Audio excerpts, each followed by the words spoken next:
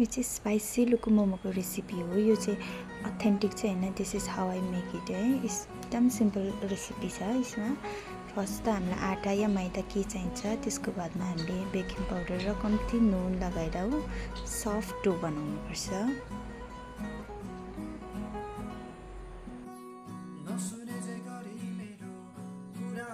डो बनाइसकेपछि मैले अघि धोएर राखेको सुक्खा खुर्सानीलाई म क्रस गर्दैछु।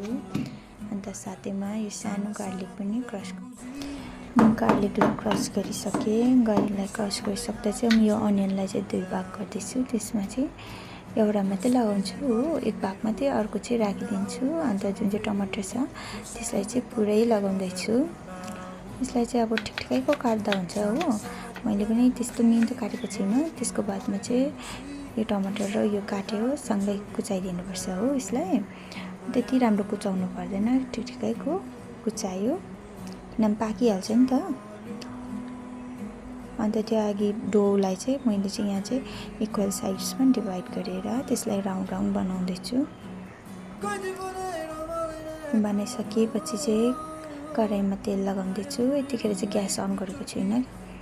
अनि कराईलाई तेल चाहिँ यसरी किन फैलाएको भने चाहिँ लुकु मोमो डढ्दैन। यसरी सबै जग्गा फैलाउँदाखेरि चाहिँ लुकु मोमोलाई चाहिँ यसरी टोपीको सेपमा बनाउनुपर्छ। जुन चाहिँ अघि हामीले डल्ला पारेको थियो त्यो डल्लालाई चाहिँ टोपीको सेपमा बनाएर राख्नुपर्छ हो।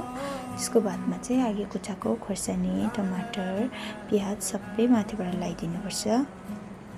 मैले पनि यता लगाउँदैछु माथिबाट। त्यसको बादमा नुन तपाईँको टेस्टको हिसाबले है लगाउँदा हुन्छ। अनि म चाहिँ यहाँ कम्ती अजिनामोटो पनि लगाउँदैछु, त्यो अप्सनल हो। अब चाहिँ ग्यास अन गऱ्यो, चलाइदिनुहोस्। त्यसको बादमा चाहिँ अब यहाँ म चाहिँ पानी लगाउँदैछु। म चाहिँ पानी चाहिँ अलिक माथिसम्म नै लगाउँछु ताकि यो जब यो पानी सुक्छ त लुकु मोमो ठिक्कै पाक्छ नि। अन्त आगो चाहिँ मिडियम फ्लेममा राख्नुपर्छ। हाई फ्लेममा राख्यो भने पानी छिटो सुक्छ तर पाक्दैन।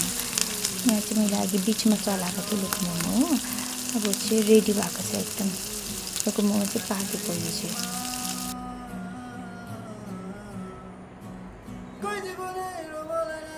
मैले अघि काटेर राखेको पुदिना थियो त्यसलाई माथिबाट गार्निस गर्दै।